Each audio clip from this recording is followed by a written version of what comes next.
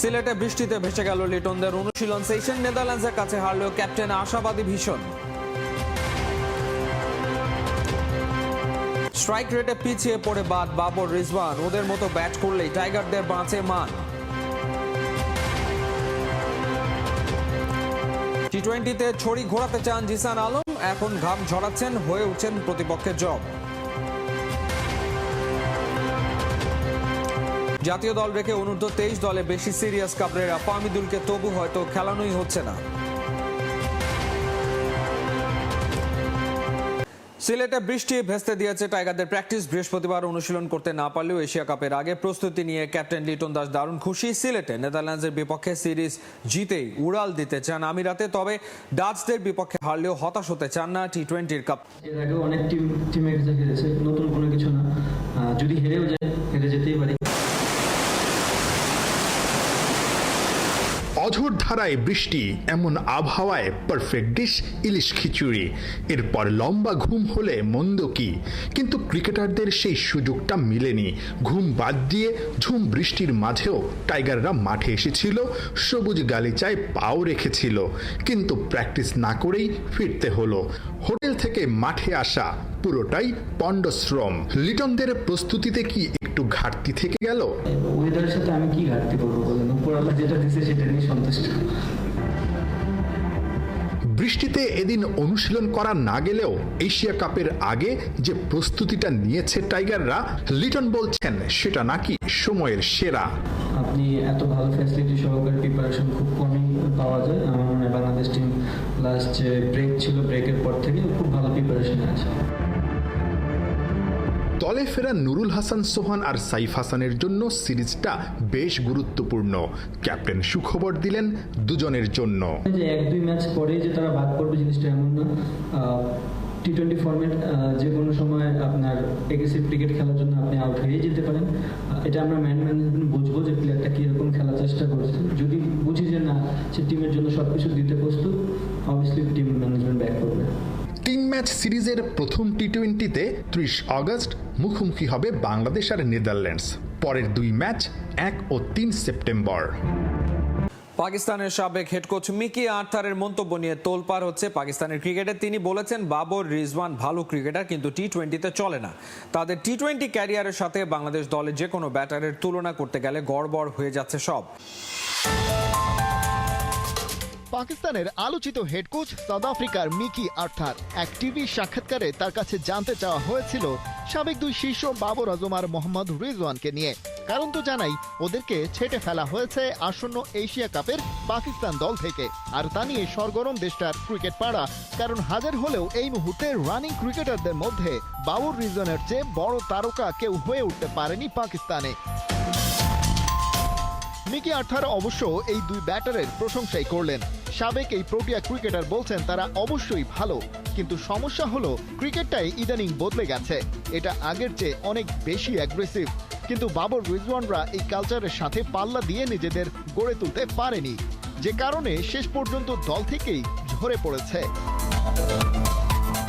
Mickey আর্থারের এই কথা নতুন কিছু নয় অবশ্য। এর আগে বহুবার বহুভাবে পাকিস্তানের ওই 2 পার্টিকুলার ক্রিকেটার সম্পর্কে বলেছেন, কিন্তু এবারে পুরনো সেই প্লেয়ারদের ঘিরে পুরনো আলোচনার সাথে নতুন একটা তুলনা টানা যাক। পাকিস্তানের সাবেক অধিনায়কের টি-20 অভিষেক হয়েছে 2016-তে। সেই সাথে এ পর্যন্ত 121 ইনিংসে ব্যাট করেছেন, স্ট্রাইক রেট 130ও ছুঁতে পারেনি। আধুনিক টি-20তে যেটা চলে না একেবারেই। বাবরের পার্টনার বহুবার হয়েছেন রিজওয়ান। তার টি-20 অভিষেক হয়েছে আরো বছর খানেক আগে। 93 ইনিংসে ব্যাট করে 125 স্ট্রাইক রেট, বাবরের চেয়েও কম। এই দুজনের জুটিকেই পাকিস্তানের টি-20 ইতিহাসের সফলতম এখন পর্যন্ত অন্তত না বলে উপায় নেই। তাদের পার্টনারশিপে 3300 রান এসেছে শুধু টি-20তে। আর তাদের প্রসঙ্গেই মিকি আর্থার বলছেন ওদের খেলাটা এই জামানার টি-20-র সাথে যায় না। দুজনেই মার খেয়েছেন আসলে স্ট্রাইক রেটে, অর্থাৎ রান তোলার গতিতে। কিন্তু বাংলাদেশের যে স্কোয়াডটা যাচ্ছে এশিয়া কাপ খেলতে, তাদের স্ট্রাইক রেটের অবস্থা কি? লিটন দাস দেশের ফাইনেস্ট ব্যাটার, তবে ইন্টারন্যাশনাল টি-20তে গড়ে তার স্ট্রাইক রেট 124। যে ধরনের ব্যাটিং করে আসলে বাবর রিজওয়ানরা দলে জায়গা হারিয়েছেন। একই অবস্থানে থাকা লিটন বাংলাদেশের টি-20 অধিনায়ক। বিপিএলে তার স্ট্রাইক রেট 130-এর কাছাকাছি, এটুকুই যা। যত বেশি খেলা তত বেশি ক্রিকেটার, সে কথা জানে বিসিবি। তাই রিজিওনাল ক্রিকেট অ্যাসোসিয়েশনের অধীনে প্রতি বিভাগে টুর্নামেন্ট আয়োজনের ব্যাপারে সিরিয়াস আমিনুল ইসলাম বুলবুলের কমিটি। চট্টগ্রামে আঞ্চলিক টি-20 টুর্নামেন্ট উদ্বোধনের দিন বুলবুল জানিয়েছেন বোর্ডের পরিকল্পনা। বিস্তারিত। বোলারের মাপা ফ্লাইটে জায়গা মতো ডেলিভারি, বল পিচ করেই হালকা টার্নে বেরিয়ে যাওয়া, বাকি কাজটা কিপারের। তড়িৎ গতিতে স্ট্যাম্পিং, ব্যাটারের বিদায়। ক্রিকেটীয় মানদণ্ডে সর্বোচ্চ স্ট্যান্ডার্ডের ব্যাট বলের লড়াইয়ের এই চিত্রটা চট্টগ্রামের বীরশ্রেষ্ঠ flight lieutenant Motiur Rahman cricket স্টেডিয়ামের।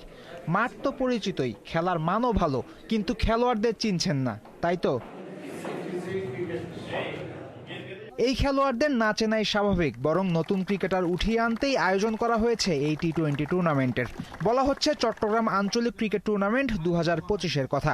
বৃহস্পতিবার চট্টগ্রামে এই টুর্নামেন্ট উদ্বোধন করেন বাংলাদেশ ক্রিকেট বোর্ড সভাপতি আমিনুল ইসলাম বুলবুল। দুই গ্রুপে 11টা জেলা দল খেলছে এই টুর্নামেন্টে।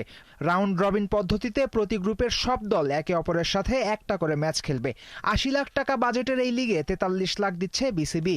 বাকি 37 লাখ টাকার যোগান আসবে স্পন্সরদের পকেট থেকে। চ্যাম্পিয়ন দল পাবে 1 লাখ, আর রানার্স আপের জন্য 50,000 টাকা। সেপ্টেম্বরের দ্বিতীয় সপ্তাহে মাঠে গড়াবে ফাইনাল। টুর্নামেন্ট উদ্বোধন করতে এসেও বুলবুল নিজের কাজেই ডুবেছিলেন। শুধু চট্টগ্রামে না, অন্য সব অঞ্চলেও কিভাবে এমন টুর্নামেন্ট আয়োজন করা যায় তার রোডম্যাপ দিয়েছেন। অন্য রিজনে যদি স্পন্সরশিপ না আসে কি করব আমরা সেই ক্ষেত্রে হয়তো একটু লোয়ার স্কেলে করব। এখানে পেপার থাকবে, ক্রিকেটাররা খেলবে, ক্রিকেটাররা ভালো পারফর্ম করবে, কর্মকর্তারা তাদের সেরাটা দিবে এখানে। সো এখানে কোনো দের ইজ নট পার্সোনাল কিছু নেই, কে থাকলো কে না থাকলো, that's completely immaterial. K follow করলো না করলো ওটাও কেয়ার করি না, বাট ক্রিকেটে যেন হয় রাইটলি। এদিকে চট্টগ্রামের এই আয়োজন অন্য বিভাগগুলোকেও উৎসাহ দেবে।